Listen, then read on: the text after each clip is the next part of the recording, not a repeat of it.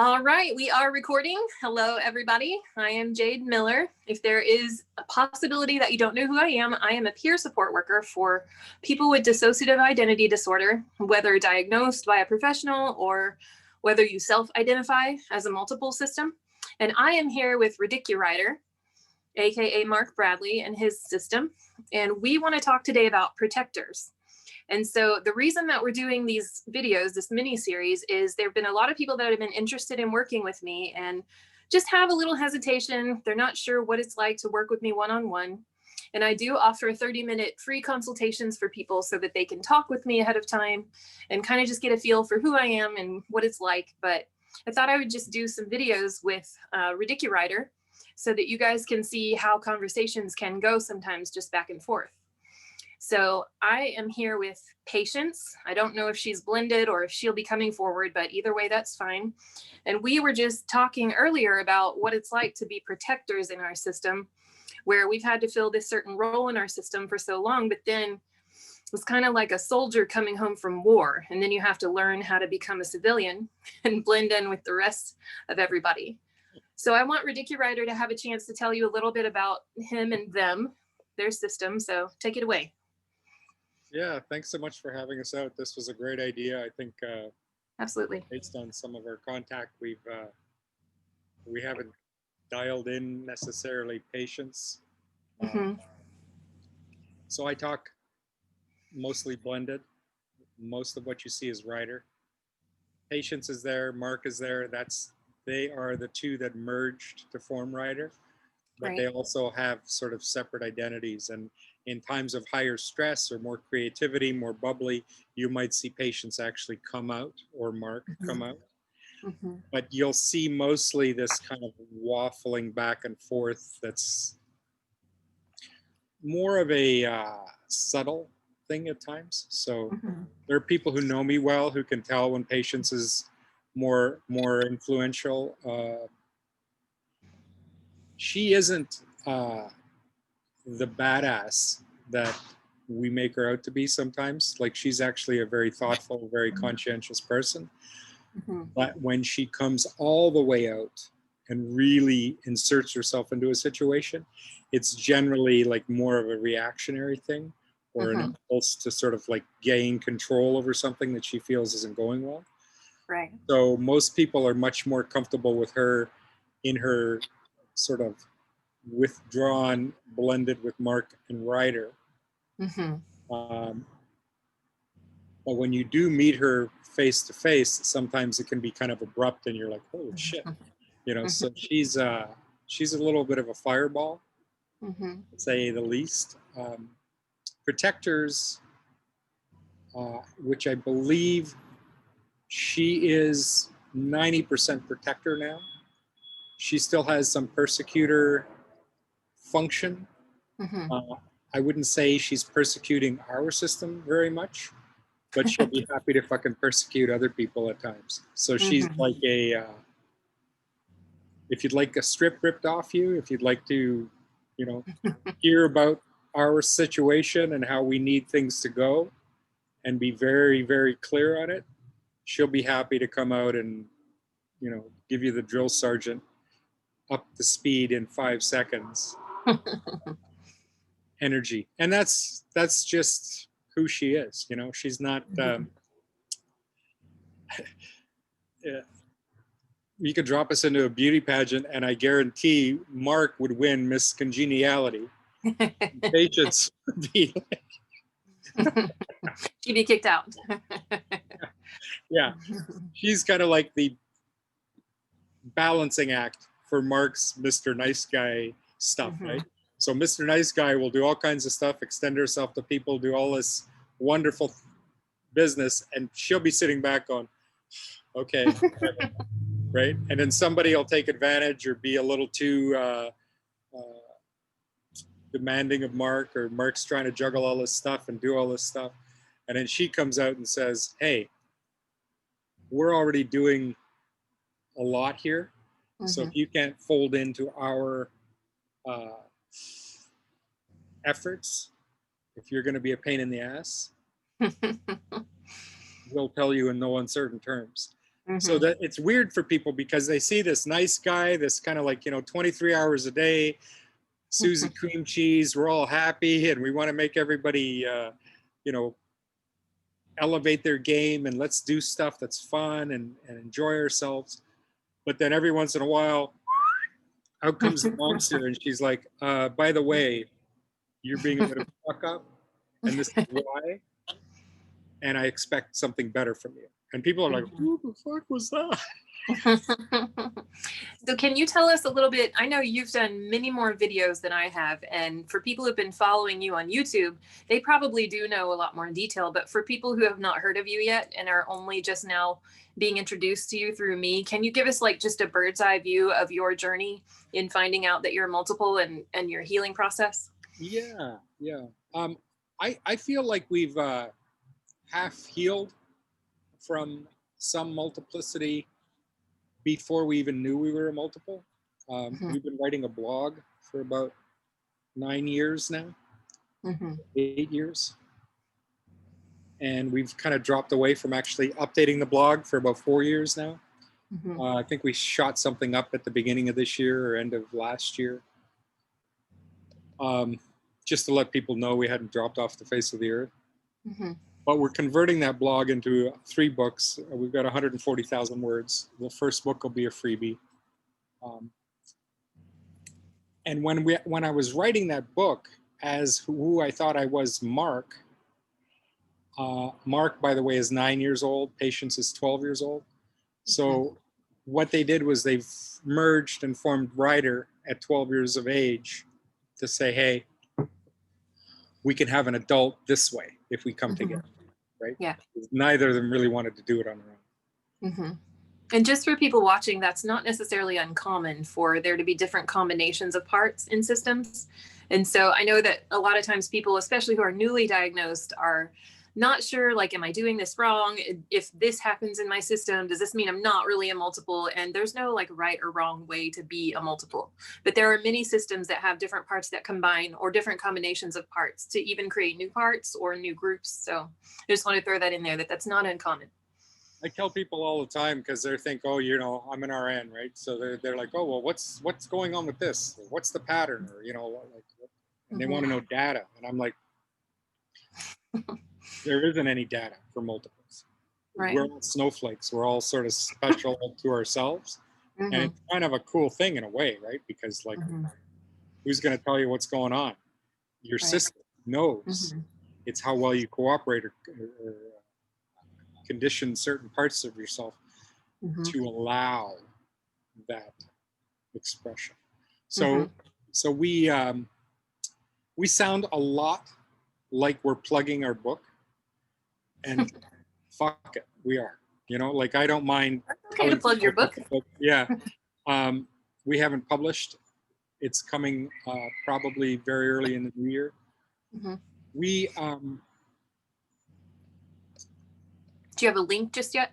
Because we can put some links. We've got a half-built website that's going to be live here before too long. I've been with a couple of people for a couple of years doing the editing, and they're packaging us for a website. And so there's a lot of things that'll be going into that website.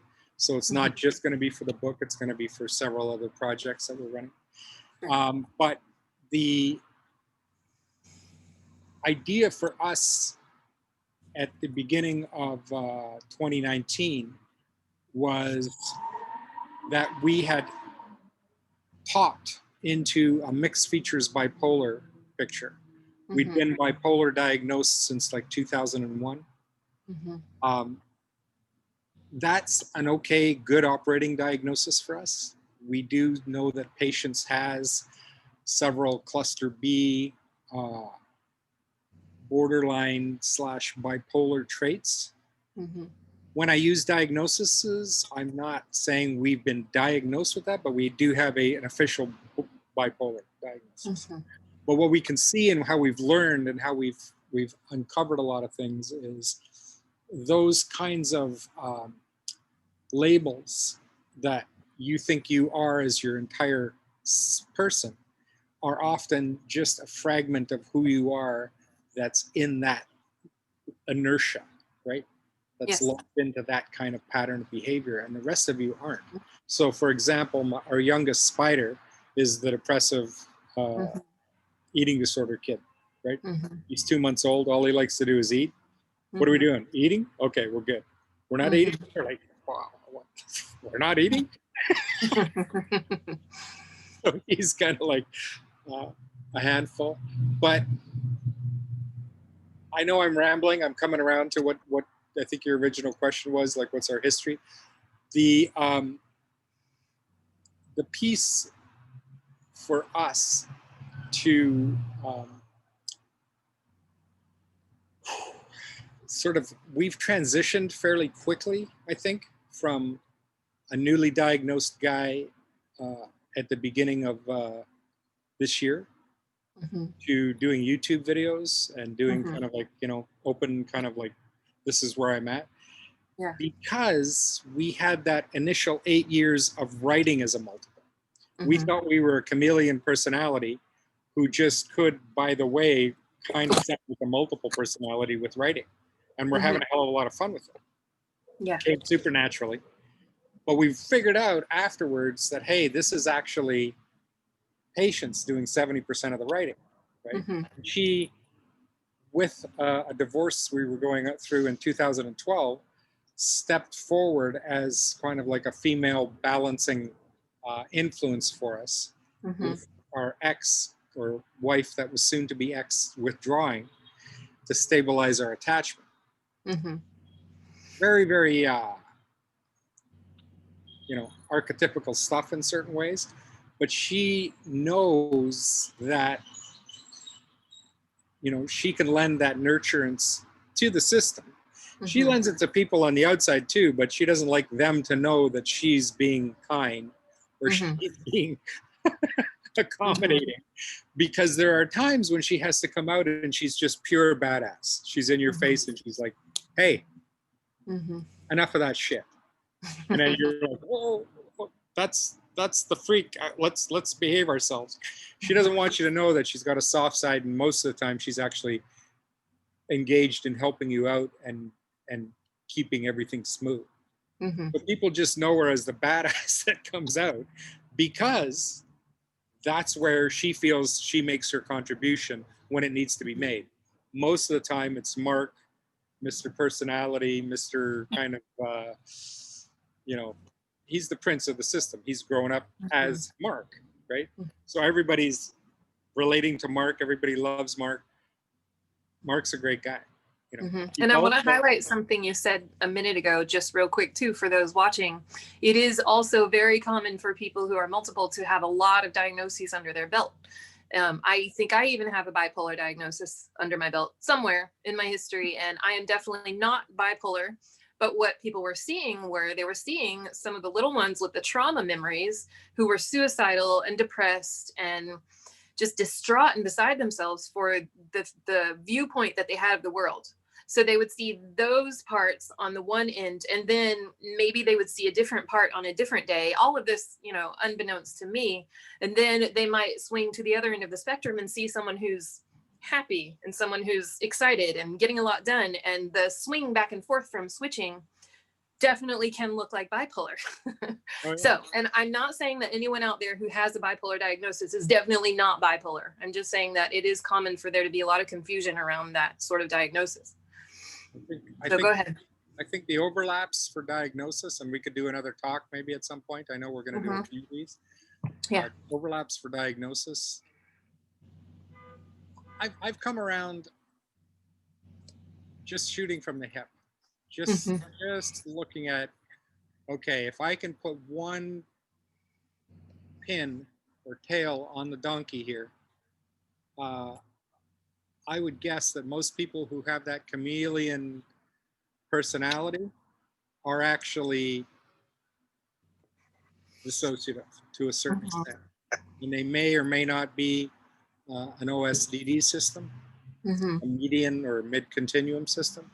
I've done some talks on the differences between full-blown DID, like where you got a couple of dozen personalities and you're losing time, and you know, you walk up to your driveway and there's a new car in your driveway and turns out you bought it yesterday. Yeah. We aren't quite in that range of big amnesia, super lots of multiples. We have that median or mid-continuum presentation more. And a lot of that, I think, is 8 years of writing about it. I think we used to look a lot more all over the place. And I think the writing was saving our life in a lot of ways, because we were able to package some of that bipolarity in a different container to say, oh, you know, this is what we would be like if we had multiple personality. So meanwhile, patience, as the competent nurse she is, was telling us a bedtime story for years to explain what was going on in the inside for Mark and Ryder on the outside, who really kind of just thought we were like a, you know, a chameleon. And so what do you want to talk a little bit about where you feel your multiplicity comes from? Because I know there's a little bit of a contrast to where some other people's comes from. Yeah. You want to say a little bit about that? We have an interesting origin. I think there are a number of people out there, and when we look into what's out there for DID or OSDD, we're probably like intermediate with our knowledge base. We are nowhere near the expert level ideas of, you know, people like yourself or Chris Fitterman or. Well, I don't know that I consider myself an expert either, but maybe intermediate. When you're talking to people who've got lived experience for a decade or more, and they know these little ins and outs of things, and all of a sudden you hear somebody say something a little different, and you're like, holy shit, that's why I've been doing this, you know? And you'll never hear that from a therapist. You know, a therapist is like just sitting back trying to hold on to, okay, I think I'm talking to so-and-so right now. And them to stop fucking eating a whole turkey dinner at 3 o'clock in the morning. You know, sometime we need to do a talk about the different therapists bloopers that we've experienced. But what I have that makes me kind of an outlier in the plural community is I have a very stable upbringing. I was adopted at 8 months of age by a really loving family. So I kind of half corrected out of a lot of that ongoing trauma, ongoing dysfunction that a lot of people with big dissociative stuff are dealing with. Yeah. So we would be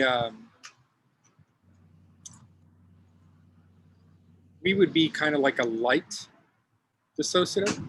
Like I consider ourselves,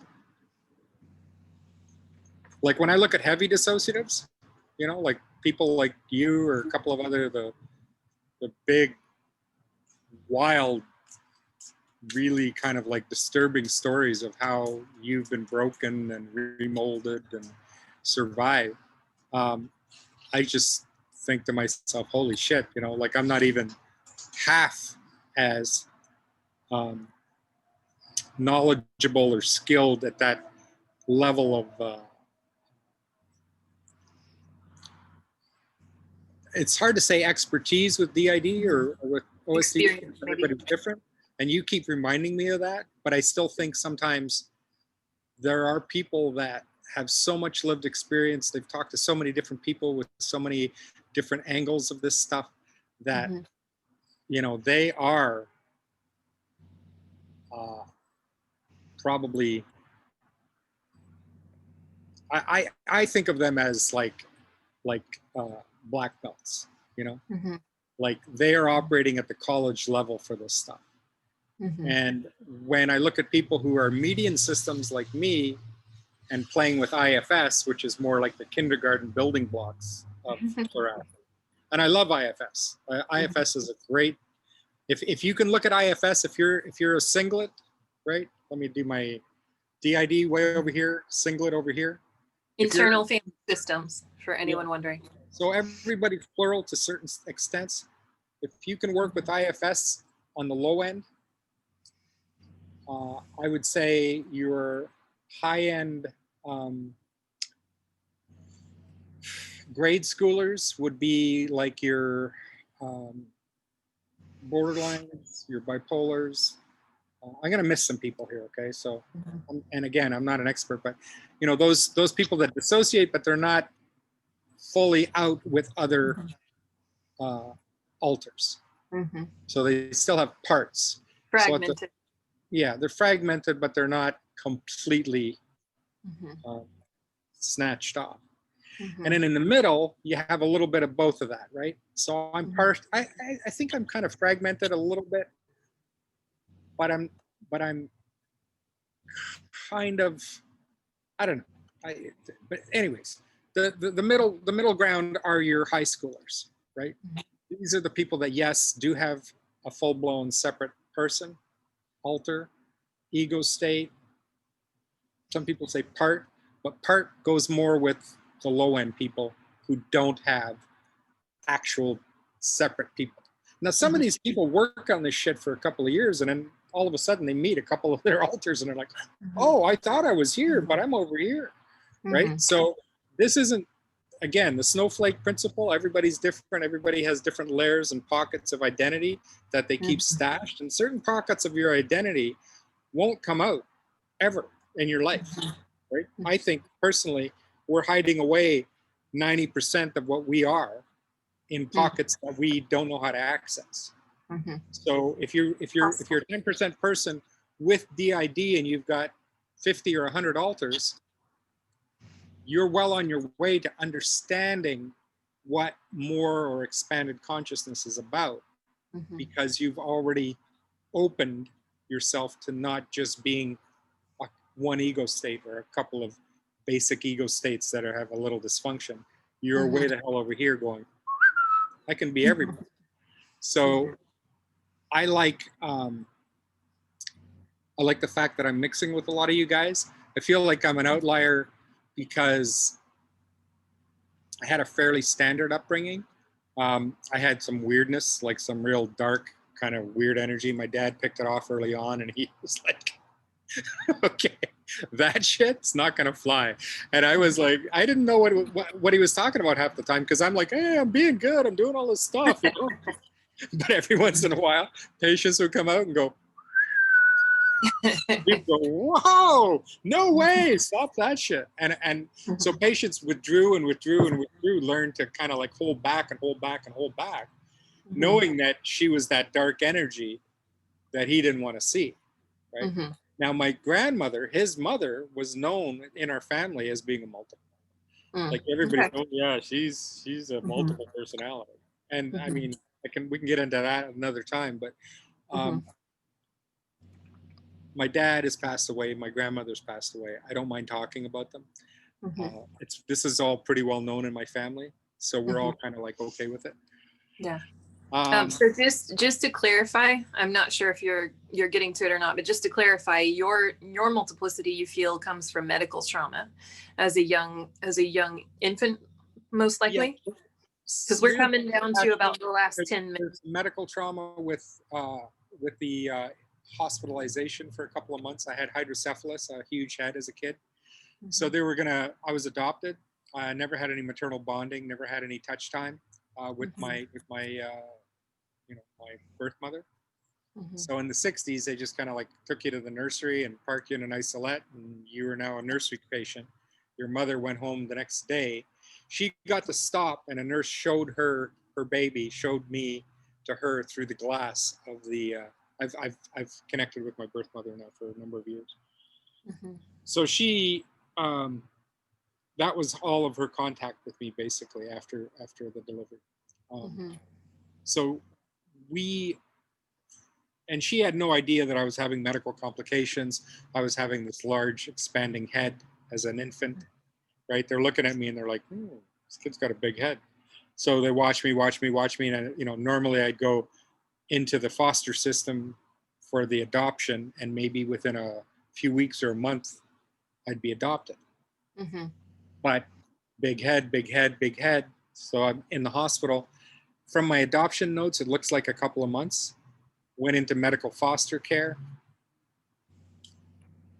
Did better in medical foster care. became a little attached to those folks naturally, then had another broken attachment where I had to go into my adoptive family. Mm-hmm. So the attachment breaks, the prolonged kind of stretches between those breaks, as opposed to a normal, more compact adoption that would all happen within a few weeks or a month or two, was an extended period of interrupted development. Yeah. So, Yeah, and I've never personally encountered a multiple that did not have some sort of attachment wounding. Yeah. Personally, in my experience. Not saying it's not possible, but I have yet to meet one. Yeah, I think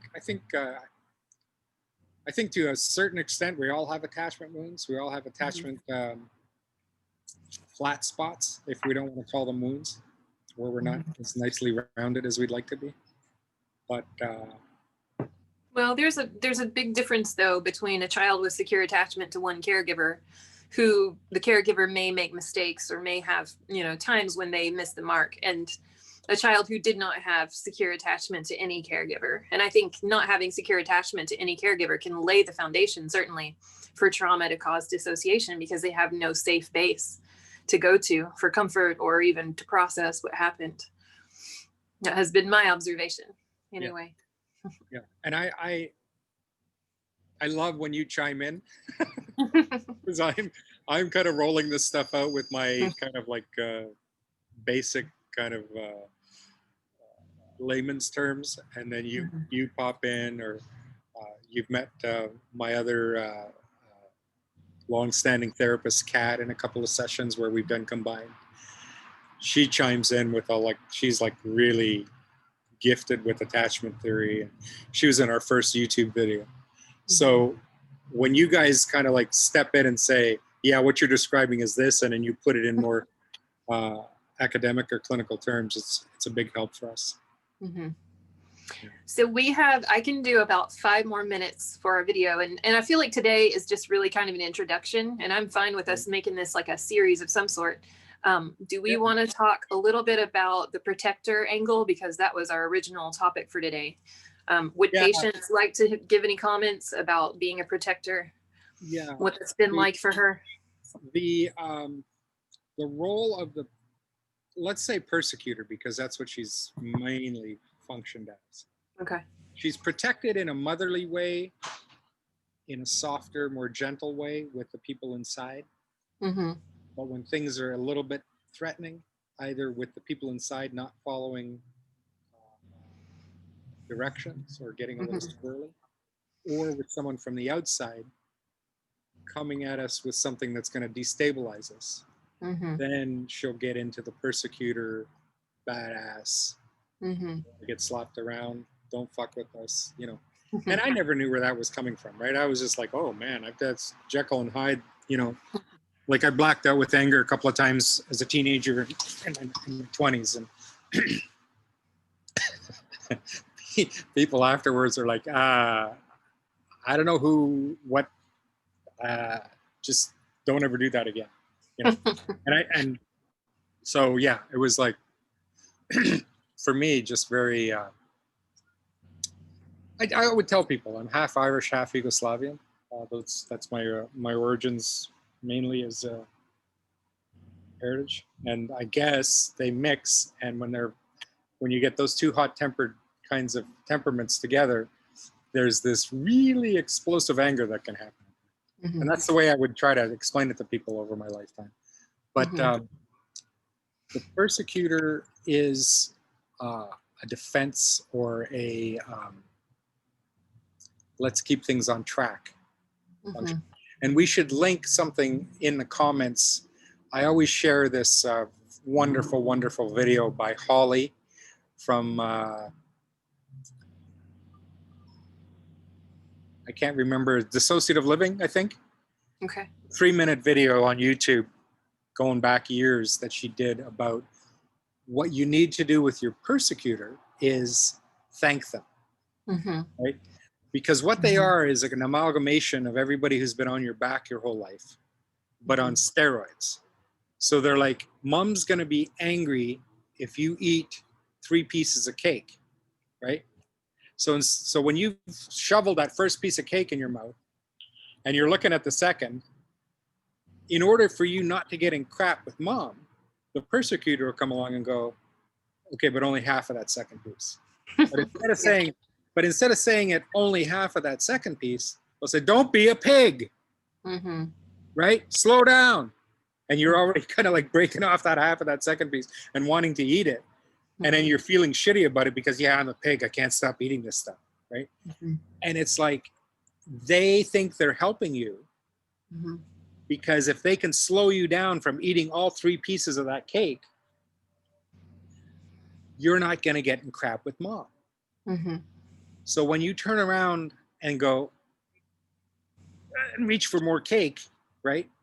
And they're like, no, don't be so fucking, gross, whatever.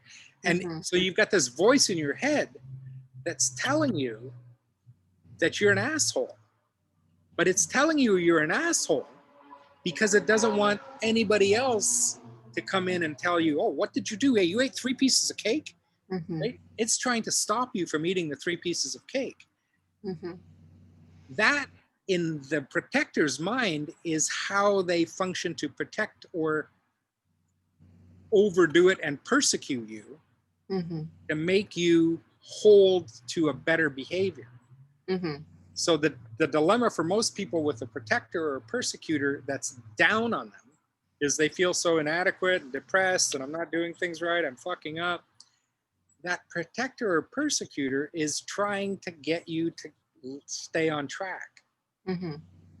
And the beautiful thing, I won't ruin the video for you guys, when you watch this lady present it, it's she's just like amazing, really so adept at telling the story about how she came to negotiate with her alters, particularly the persecutors, and it was, to me, probably one of the biggest eye-opening things about how a persecutor functions. What they really want to do is help you. They're just doing it in a very demeaning, very aggressive way because that's what they've learned from their environment works on you. So I have a similar post on my blog. I think it's for system guardians, but I couldn't turn it into a picture book because, of course, no self-respecting persecutor or protector is going to be caught dead looking at a kid's book. So I just wrote a blog post. But we will collaborate on the links that we want to put in the comments, and I'll make sure I get those from you. Before we have to go, which is probably in about another minute, I wanted everybody to know that that is my wheelhouse when I work with systems. A lot of people don't know why they have the struggles that they have.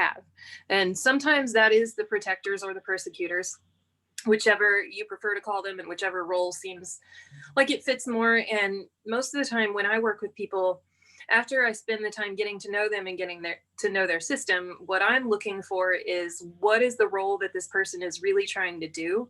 And can we find a way to help them do that in a way that's more pleasant for everyone instead of so painful? So that is what I do as part of my work. And so we are probably going to have to wrap this up for now, Ridicu Ryder. But I just want to say thank you so much. Let me just say, connecting with you this year and having our sessions and having you come in on my my standard therapy and kind of dial in my provider who isn't, DID big shot, but she's very, very adept with trauma. She's very, very adept with dissociation and attachment. Having you come in and kind of like balance out and open up things has been wonderful. It's the best as far as providers go. I've had the best experience with you and the stuff that you do. I appreciate that a lot. That includes my university system, which I've recently jacked out of because. Well, I really appreciate that. Yeah. No, well, we will do this again, and we will talk about what other topics we want to cover, and maybe we can get some comments too if there are things that people would like to see discussed, and we'll go from there. Okay, sound good? Yeah. All right. Thank you, guys. See you next time.